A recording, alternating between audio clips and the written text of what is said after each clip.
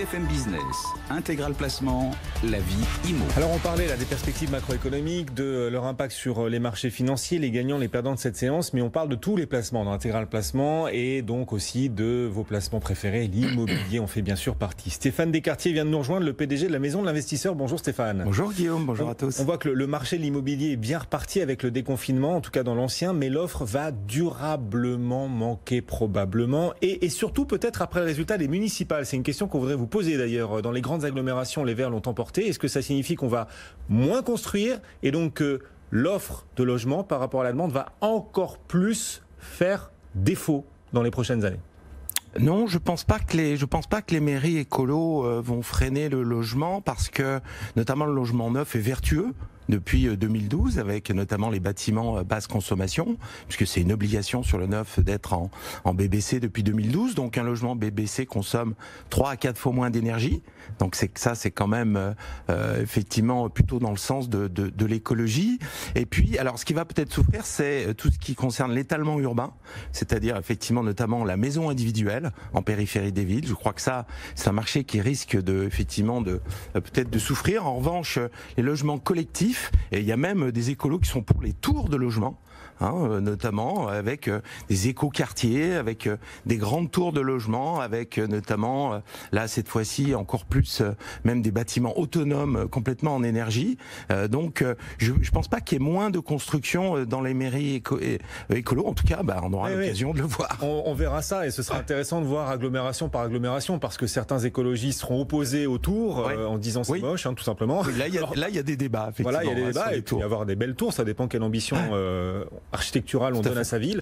Et puis beaucoup qui s'opposeront aussi à l'étalement urbain sans aucun doute, puisque l'idée sera de ne pas bétoniser, pas bétonner de nouveaux espaces. Alors évidemment, l'impact sur les prix sera intéressant à surveiller aussi. Plus l'offre sera importante, plus les prix pourront se détendre. Et évidemment, pour les acquéreurs, c'est un sujet. L'autre sujet pour les acquéreurs, c'est l'accès au crédit.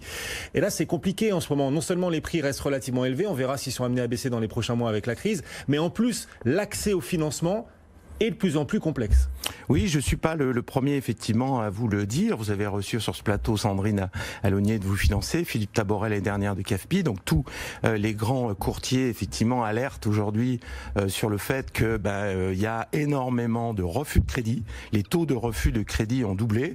Donc c'est une vraie problématique et notamment alors les deux principales victimes pour l'instant ce sont les primo-accédants, les jeunes ménages. Bon ça on l'avait déjà compris, mais on comprend aujourd'hui et notamment nous au premier plan on comprend aussi que les investisseurs, notamment avec la règle des 33%, les investisseurs ont beaucoup plus de mal aujourd'hui à être financés et des dossiers qui passaient il y a 6 mois ne passent plus aujourd'hui.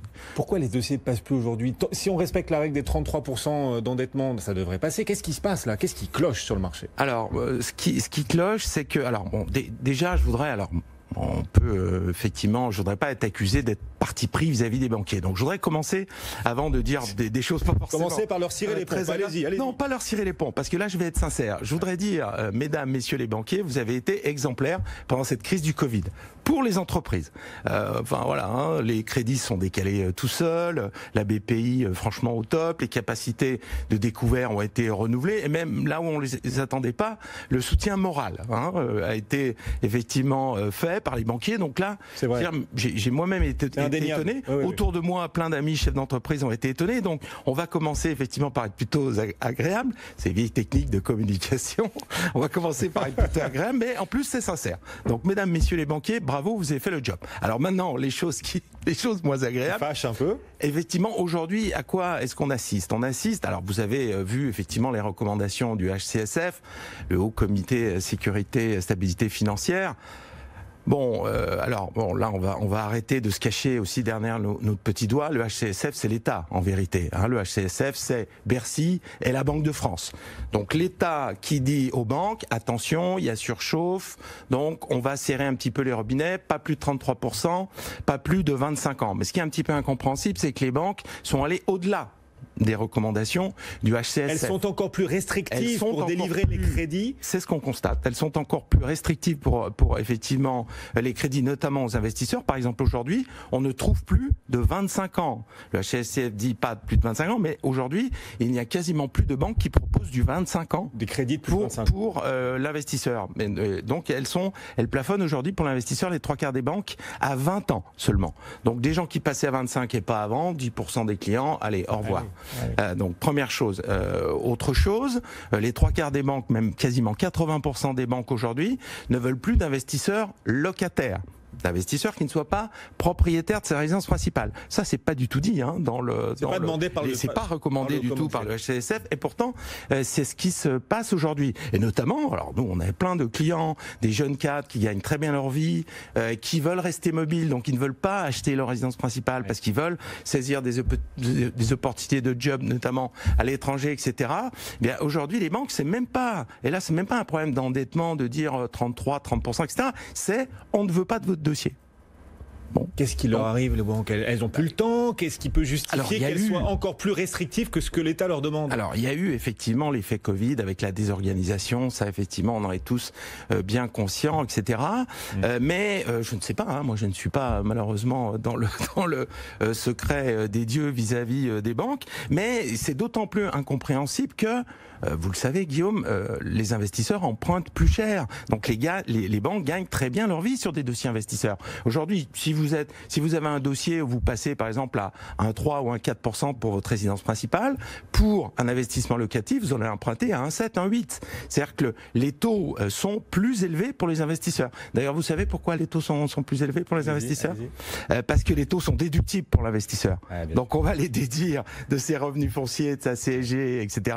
Donc finalement, écoute, si vous êtes dans une tranche à 30%, il vous coûte même pas la moitié. Si vous empruntez à 2, c'est à peine 1% que vous allez payer. Du coup, c'est gagnant-gagnant dans cette Donc du coup, ça fera gagnant-gagnant. En tout cas, les banques n'hésitent pas à facturer un petit peu plus cher. Donc ça, c'est un petit peu incompréhensible quand même, parce que les banques empruntent, on le sait tous, à taux zéro, et en prêtant à un 8, avec un taux de sinistre quasiment nul sur l'immobilier, parce que les banques font bien leur boulot en France, ils gagnent très bien leur vie. Donc c'est d'autant plus incompréhensible. Alors, ces dernières années, on observait quand même une surchauffe du marché de l'immobilier, record de transactions qui a amené une flambée des prix, et donc le HCSF recommandait aux banques de limiter un peu les choses et de calmer le marché du crédit. Là, en ce moment, en période de crise qui démarre à peine, en plus cette crise, ces recommandations viennent à contre-temps et l'attitude des banques vous semble contre-productive, c'est ça?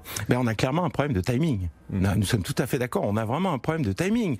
Et c'est notamment ces demandes, ces recommandations du HCSF, elles sont parues en fin d'année. J'en ai pas parlé en fin d'année, j'en ai pas parlé en début d'année. Parce qu'elles vous semblaient justifiées dans un marché en surchauffe. En tout cas, je vous l'aurais jamais, peut-être pas dit, même sous la torture, mais en tout cas, elles étaient acceptables.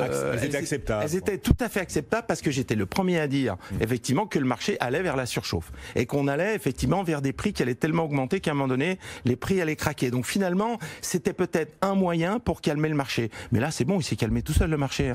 En gros, on a perdu un tiers des acheteurs, 30 ou 40% des acheteurs sur le court terme. Avec la crise du Covid. Avec la crise du Covid. Donc là, le marché s'est calmé tout seul. C'est pas la peine d'en rajouter. Pourquoi l'État a renouvelé sa recommandation aux banques de limiter l'accès au crédit alors qu'on entre dans une phase de crise et que le marché immobilier s'agit mécaniquement avec le Covid? C'est incompréhensible. Moi, j'avoue que je ne comprends pas. J'avoue que je comprends pas, surtout que en plus, il y a toujours des gagnants. Il y a toujours des gagnants qui profitent de cette situation. Alors peut-être que les pouvoirs publics veulent effectivement pister l'épargne vers autre chose que l'immobilier. N'oublions pas que, vous le savez, l'immobilier c'est pas de l'économie réelle. Un immeuble, il faut ni le concevoir, ni le construire, ni le vendre, ni le gérer, ni le louer, ni l'entretenir. Tout ça se fait de façon tout à fait virtuelle. Donc je pense que je n'en sais rien, à vrai dire, mais il est possible que ces actions soient effectivement tournées vers l'objectif de repister l'épargne des Français vers d'autres types de supports. En tout cas, ça peut faire partie effectivement des explications. Et non pas par une fiscalité attractive, comme ça avait pu être le cas en 2017, par exemple, avec la flat tax, l'impôt sur toutes ces nouveautés fiscales qui pouvaient rendre certains placements plus attractifs, histoire de flécher l'épargne vers l'économie productive. Là, vous dites, c'est peut-être un moyen, justement, de flécher l'épargne vers l'économie productive en coupant le robinet du crédit. Effectivement, aujourd'hui, en coupant le robinet bancaire. Aujourd'hui, effectivement, c'est l'État, clairement, au travers le HCSF, qui demande aux banques de freiner. Alors, ce qui est d'autant plus incompréhensible également, c'est que sur l'ancien, ça va, il n'y a pas de problème, les stocks se sont reconstitués. Mais notamment sur le neuf, on était en pénurie de stock. Puisque période préélectorale, etc. Donc on avait déjà un stock qui était maigrelet et on assiste depuis le Covid à une préemption, je dis bien une préemption de la Caisse des dépôts avec des institutionnels effectivement sur le stock neuf. C'est-à-dire que les institutionnels... C'est encore l'État là, la Caisse des dépôts c'est l'État. Vous parlez encore de l'État. L'État est en train de préempter les rares logements neufs encore disponibles aujourd'hui sur le marché. On en est à plus de 20 000 logements. 20 000 logements rachetés par la Caisse des dépôts, donc l'État au travers de la Caisse des dépôts, effectivement aux promoteurs sur un stock ultra maigrelet. Donc 7500 lots pour Nexity, 3500 lots pour Cogedim, près de 1000 lots pour Capelli que vous recevez régulièrement sur ce plateau. Ça, c'est ce qui est paru dans la presse. Et il y a des grands noms encore qui sont en tractation. On le sait parce qu'on voit tous les jours des programmes disparaître des intranets de nos partenaires promoteurs. Donc il va y avoir d'autres annonces. On en est déjà à plus de 20 000 lots. Donc c'est quand même, on assiste vraiment... Il y a une nationalisation là du marché de l'immobilier neuf quelque part. Je ne sais pas si c'est le monde d'après, mais en tout cas c'est le retour de l'État dans l'immobilier. Et ça c'est quand même vraiment surprenant. Je ne suis pas sûr que ça aille vraiment dans le sens du vent. D'un côté... Discrètement mais puissamment, l'État est en train de prendre la main là. Oui, enfin en tout cas d'un côté on serre les robinets du crédit, de l'autre côté effectivement on rachète au travers de la Caisse des dépôts des logements pour que le marché ne s'écroule pas. C'est vraiment étonnant. Bon, ça laisse de moins en moins de place aux particuliers. Du coup, sur ce marché du neuf, quelles solutions s'offrent à eux, et notamment aux investisseurs locatifs dont le dossier risque de passer ric-rac, voire de ne pas être accepté par les banques, puisqu'on le disait, le HCSF reste extrêmement restrictif et les banques encore plus. Alors avec la nouvelle donne du crédit, il y a des solutions quand même, hein, heureusement. Oui. On est un média de solutions. Bien sûr.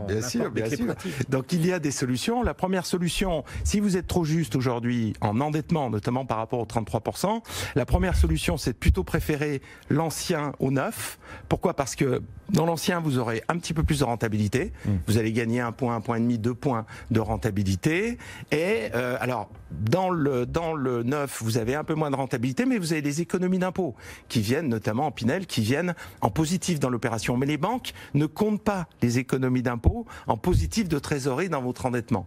Donc, effectivement, le neuf est spécialement pénalisé par les restrictions du HCSF appliquées par les banques. Donc, si vous êtes un peu juste pour l'investissement, préférez l'ancien parce que vous aurez plus de loyers, donc moins d'endettement, parce que les loyers sont quand même considérés dans l'endettement à 70 ou 80% par effectivement les banques. Et deuxième solution, mettez de l'apport personnel.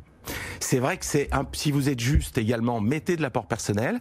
Alors c'est un peu idiot de mettre de l'apport personnel, notamment en locatif, mais de toute façon, il faut une stratégie pour travailler l'impôt derrière, parce que les taux sont tellement bas qu'ils ne suffisent pas de toute façon à absorber effectivement la fiscalité. Mais c'est vrai que ces dernières années, avec les taux bas, on n'arrêtait pas de dire endettez-vous pour vous enrichir et pouvoir acquérir de l'immobilier. Là, vous dites, compte tenu des restrictions bancaires, il va falloir aussi jouer l'apport personnel désormais. Jouer l'apport personnel, d'autant qu'il ne faudra pas pousser beaucoup les Français pour qu'ils fassent des arbitrages, notamment sur leurs produits d'épargne qui rapportent tellement peu qu'ils ne couvrent même pas l'inflation.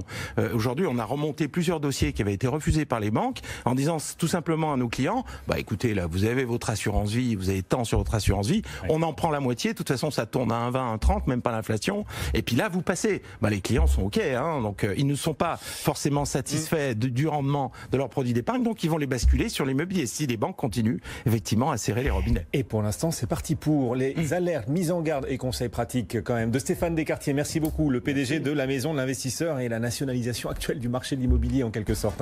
Très intéressant, ces signaux faibles et dont vous êtes témoin. Vous avez les mains dans le cambouis, Stéphane, et vous venez donc alerter là nos auditeurs et téléspectateurs, parmi lesquels d'ailleurs il y a de nombreux décideurs, donc c'est important.